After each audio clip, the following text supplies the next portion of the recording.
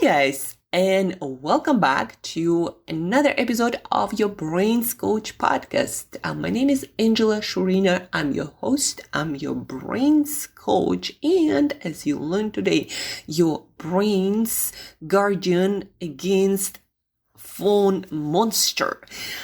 Here on Brains Coach podcast, I'm excited to share with you all the fascinating curiosities from different branches of performance scientists, from health to mindset training to productivity and getting things done, getting the right things done and getting them done better. All of this on this podcast. And I'm learning as I go, just as you do, folks. Just yesterday, I was doing organizing of all of my processes, from my workflow to my nutrition routine to how I structure and organize my work with clients, my content creation, my learnings. I either created the structure or put time on my calendar so I get back to that and work on that. Because sometimes, folks, let's face it, organizing projects might be a bit or a lot overwhelming because just too much stuff and we already are short on time. But guess what? You don't have to do it in one go. You can spread it out, schedule it, and then come back to that with ready to attack mind and time on your calendar without rush, so you could get through this one step at a time, creating a more flowy and streamlined life experience. But anyhow, today, folks, I'm going to be sharing with you what I went through yesterday.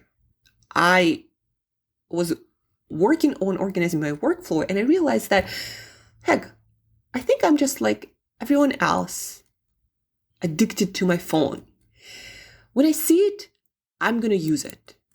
I'm going to check my WhatsApp messages. If there are any missed calls, I'm going to check my bank account, my reading app.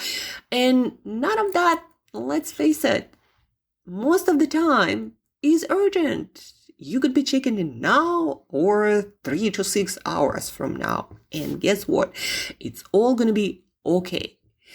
But you waste at least 5 minutes. For me, it's always like 10 minutes, sometimes more, looking through all this stuff. And then you forget what you were doing in the first place and you lose that creative flow.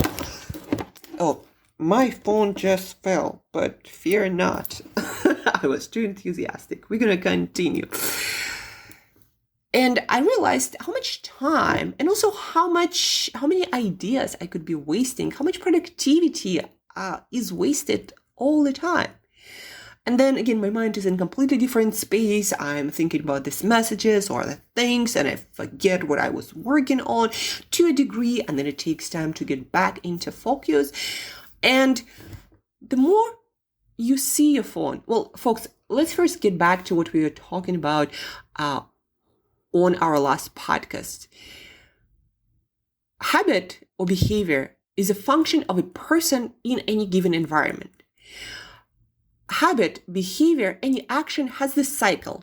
Trigger, something you see, something you hear, something you feel. So trigger, action, and followed by a reward or some sort of outcome. And when the outcome is rewarding, like for example, when you see a phone, you use it, you get some dopamine because you maybe learned something or you connected with someone for whichever reason, was it productive or not, it's another story, but you get the reward. Especially the newness is the reward of itself for your brain. And that's why this behavior and also the ease of it, picking up our phone, checking it, getting those rewards, those micro, sometimes macro dopamine hits, and you get a habit that is solid. So every time you see your phone, every time I see my phone, I want to pick it up. And more often than not, I do. Even if it's for 2-3 minutes, it still steals my attention from all the other things that I were doing before. And I sat down with myself and like, Angela, this is not working. let's be honest with ourselves. Let's face it. This is not working. And I decided to go back to my 3-hour rule that I used to have. When the rule goes like this: my phone lives outside of my workroom, in the kitchen, in the living room, whatever it fits, wherever I was at the moment, whatever it was a good place outside of my room, so I don't see it at all. Or sometimes it lives in somewhere in the wardrobe, so I just don't see it. And very often I would forget where it was. So it lives outside of my working area, out of sight, out of mind. It's in the airplane mode, so there are no notifications, nothing is coming through. And I pick it up every 3 hours to check on things. So I'm not that anxious that I might be missing on something. Maybe a client wants to connect with me and say that let's reschedule something, etc. So I decided to get back to that rule. 3 hours, again, is enough time for me to make sure that I'm not missing anything urgent or essential. And it allows me to have peace of mind and be in that state of flow for the next 3 hours and get a lot more done. And so I decided to introduce it right then and there. And yesterday was my first day getting back to that rule. And what do you think happened? 3 things happened, actually. Let me share them with you. And you might notice exactly the same thing. And it also happened to quite a few of my clients who I recommended to try this as a challenge for a week. So what happened? 3 things that happened.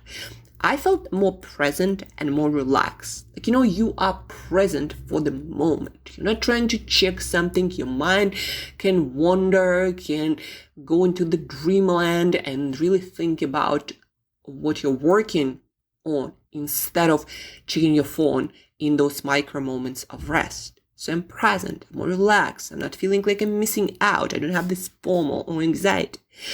Number 2, I felt way less cognitive overload and fatigue.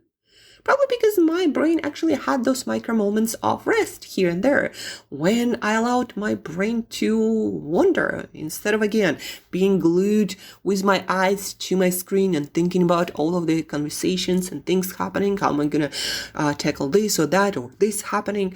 So I allowed my brain to rest.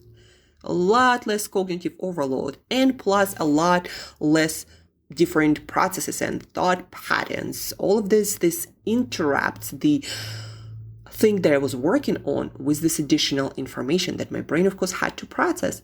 So way less feeling of cognitive overload and cognitive fatigue. Less scattered attention. That still goes to the point number 2, less cognitive overload, less scattered attention. And number 3, I've gotten a lot more things done much faster and better. It's like I plan 2 hours and then I'm done in an hour. I'm like, oh, that was fast. And that was because my brain stayed on one task, uninterrupted, in the flow. There is a power in being a unitasker, not a multitasker. Your brain gets a lot more efficient and effective with handling any task at hand. So those 3 things happened: more present and relaxed, less cognitive overload, and getting things done much better, much faster. And I'm here to argue much of better quality. Even writing this newsletter that I'm writing every day, by the way, and you can subscribe by following the link in the show notes. 1 newsletter a day that your best will thank you for. Even writing this short newsletter got a lot more creative. So my challenge to you this week, just like to myself, take a week and check your phone, not whenever you see it, but set yourself a time period that makes sense for you. And folks, if you feel scary, terrified, and anxious just by thinking about turning your phone, well, not turning it off, but putting it, for example, in the airplane mode and putting it away and being unreachable, if you already feel anxious and terrified, realize that is normal, but also realize that for most of you out there, completely unjustifiable, meaning there is no excuse, but your feelings are totally valid. We all are addicted to this constant stream of social interactions and information. And when we remove that, plus all the thoughts that are going to be flooding you additionally, something that you might have been hiding from, but that's for another story. So your feelings of discomfort are completely valid, but again, completely unjustifiable. And there is no excuse why you cannot try this. Well, there are some, cases and excuses, but that's not the case for majority of people all of the time.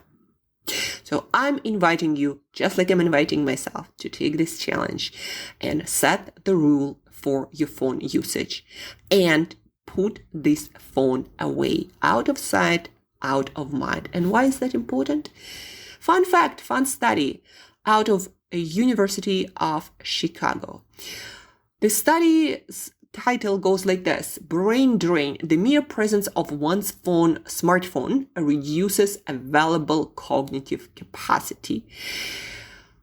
The mere presence of one's own smartphone reduces available cognitive capacity. And the thing they did in the study, they make people do cognitive tests and cognitive tasks with their phone present on their desks, a little bit away, like in their bag, a little bit away, and then completely out of sight, out of mind, somewhere in the other room.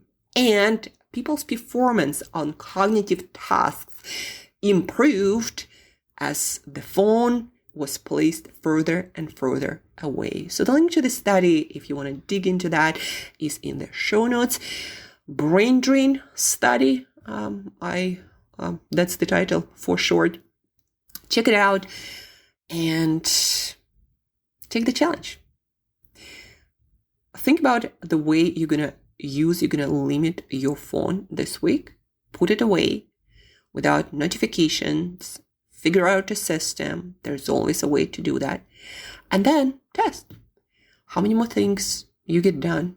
What's the quality of that? And also how much anxiety you feel, overload, fatigue. How's your creativity going? Just check on those parameters. You'll be pleasantly surprised. I have zero doubts about that. So take the challenge. Stay tuned for more episodes of Your Brain's Coach podcast this week. Check out the study in the show notes. And folks, don't forget to share this podcast episode. If you find it valuable, then please do share. We don't run any ads, and we want to help. I myself personally want to help as many superheroes as possible to come out of their shell, to bring their greatness into the world and build awesome things, living an extraordinary life experience. So let's help each other out. Share this podcast. Help me share and reach more people. Take the challenge, and I'll talk to you very soon. Have an awesome, extraordinary, phone-free or close to that week.